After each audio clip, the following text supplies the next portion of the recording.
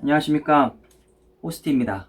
부모님들이 가장 많이 하는 그 실수를 5가지만 모아왔습니다. 실수를 했을 때 아이가 어떤 것을 놓치게 되는지 자세하게 말씀드리도록 하겠습니다.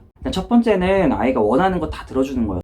먼저 아이가 마음대로 하게끔 그냥 놔두는 거는 이제 방치와 다른 바가 없는 건데, 이때는 정확하게 해도 되는 것과 하면 안 되는 것을 알려줘야 됩니다. 이때 아이가 마음대로 할 수 있게 그냥 놔둔다면은 아이가 사회성을 배울 수 있는 기회를 놓치게 되는 거고, 그리고 나아가서는 또래 관계를 형성할 때 굉장히 어려워합니다. 자기 마음대로 하려고 하는 게 굉장히 점점 좀 강해지기 때문에 해도 되는 것과 하면 안 되는 것을 정확하게 어렸을 때부터 해주는 게 또 중요합니다. 그리고 아이가 울고불고 뗐을 때, 이거는 뭔가를 얻기 위해서죠. 근데 이게 부모님들께서 한 번이라도 통하게 되면 아이가 이제 바로 알아요. 뭐 애들이 눈치도 빠르고 뭔가 영악하기 때문에 이게 딱 통하는 순간, 이렇게 하면은 내가 얻을 수 있는 게 있네? 라고 하면서 계속 얻으려고 하죠. 울고불고 떼쓰고 다 가짜로 하는 거예요. 이게 아이의 무기가 되어버립니다. 다 아이 마음대로 자유를 준다면 잘못된 자유를 주는 겁니다. 두 번째는 아이가 자꾸 뭔가 실수를 저질러요. 근데 이게 부모님이 해결해주기가, 처리하기가 너무 벅차고 힘들기 때문에 이 실수를 사전에 예방해버리는 그런 것입니다. 아이가 실수를 하는 것은 아이가 스스로 어떤 기능을 습득하기 위한 거고, 뭔가를 아이가 크기 위한 그 성장의 과정입니다. 이거를 지지해주고 격려해 주어야 아이가 실수를 하면서 자기 것으로 뭔가를 만들고 주도성이라는 걸 얻게 됩니다.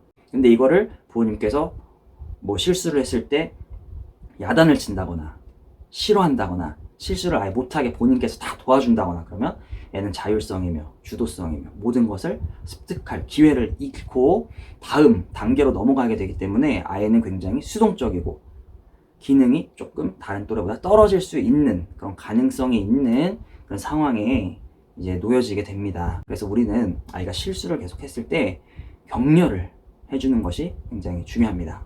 자, 이때 부모님들께서 가장 힘든 게 인내심이에요. 이 시기가 정말 부모님들의 인내심을 기르는 시기이기도 합니다. 그래서 이때 많이 기다려주는 그런 시간도 필요합니다. 이 실수를 반복해서 한다면 나중에 그 아이는 어른들, 친구들에게 도와주세요, 나 못하겠어요, 나 이거 못해 라는 그런 수동적인 아이가 돼버립니다. 다 어렸을 때 부모님께서 도와줬기 때문이죠. 세 번째입니다. 세 번째는 아이가 점점점 크고 있는데 아직도 아기로 알고 있는 거예요. 물론 이제 부모님들, 조부모님들은 아이들, 자식들이 아무리 20대, 30대가 돼도 내 아기, 내 아이죠. 하지만 우리는 그것은 우리의 감정일 뿐이고, 우리는 아이가 커감에 따라서 그들이 커가고 있는 성장 과정에서 어느 단계에 있는지 정확하게 알아야 되고, 이 단계에서 다음 단계로 넘어가기 위해서 무엇을 해줘야 되는지를 우리가 알고 있어야 됩니다. 그래서 우리가 아기처럼 계속 대하는 게 아니라 아이가 어린이가 되어가는 그 과정을 우리가 만들어줘야 됩니다. 이거를 우리가 알지 못하고 해내지 못한다면 계속 할 수 있는 아이가 못하게 되는 거고, 가능성이 있는 아이가 부모님으로 인해서 못하게 되는 그런 모습이 보여지기 때문에 우리는 아이의 발달 단계를 정확하게 알고, 우리가 우리의 아이가 계속 아기는 아니구나 라는 것을 우리가 아쉽지만 머리로는 이해를 하고 계셔야 됩니다.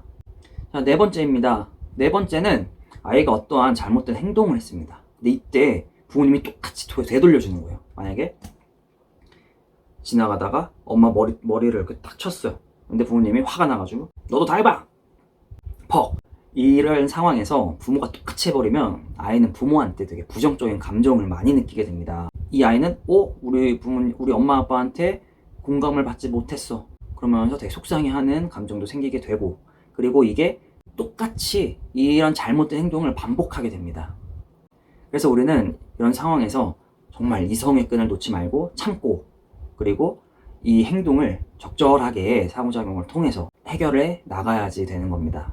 자, 마지막 5번째입니다. 이 5번째도 많은 부모님들이 실수를 하는 거예요. 이거는 아이에게 스트레스를 주지 말자 이거예요. 스트레스 안 주는 거는 아이에게 굉장히 중요합니다. 하지만 스트레스를 주지 않기 위해서 이런 적도 있습니다. 만 2세가 된 아이인데 기저귀를 뗄 시기예요.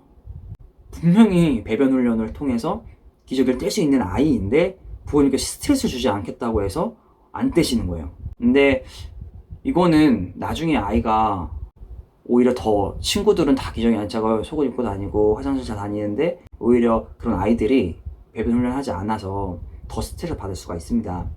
그러니까 배변 훈련 시기는 저 같은 경우에는 기저귀를 차고 있는 애들이 소변이 가는 시간대가 조금 비슷해졌다, 그러니까 일정하다, 그러면 그때부터 기저귀 찬 상태로라도 혹은 배변 훈련 팬티를 입고 그 시간대마다 애를 쉬를 시키는 거예요. 화장실에 가서. 그러면 애가 당연히 실수를 하지 않게 되겠죠. 가장 좋은 거는 좀 옷이 가벼울 때, 그리고 아이가 소변이 좀 일정하게 할 때, 그럴 때 기저귀를 떼는 게 가장 중요하다고 봅니다. 뭐 이거는 갑자기 좀 다른 이야기를 하게 됐지만, 일단 스트레스를 안 받게 하기 위해서 이런 기저귀까지도 안 떼고 있는데, 이런 분들이 나중에는 아이들한테 학습을 시킵니다. 아이들이 뇌로 받아들이고 자기 것으로 만드는 그런 시기가 되지도 않았어요. 우리나라에서 유치원, 그런 어린이집 교육 과정은 다 누리교육이라고 하는데, 이게 다 놀이를 통해서 아이들이 공부를 하게 되는 거예요. 자기 것을 만드는. 이건 학습과 완전히 다른 개념입니다.